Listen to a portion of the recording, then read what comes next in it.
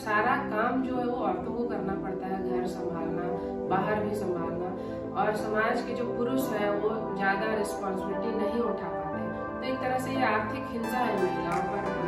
बोझ है, काम का बहुत ज्यादा बोझ। International women's day Beti Bachao Beti Padhao अड़ी चर्चा करना साउते तिरलो को अड़ी को पढ़ाओ चेत को डॉक्टर इंजीनियर प्रोफेसर उकिल आरो आयमा लेखा को बेना करना साउते नोआ सिखने तो को मागना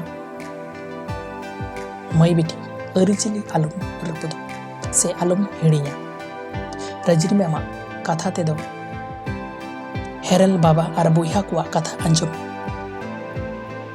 नोआ बाम मानाव लेखन आमदम स्वार्थफर कना और बांखान नोआ समाज खन आमदो निरो हुयुग तमा दोसर दिन जपित खन बेरेद खाते थरी बाटी गासाव जो टंडी इमान को कमी पुरव काते और नोते दो हेरल दुड़ुब काते फेसबुक रे वुमेन्स डे पालावेत कना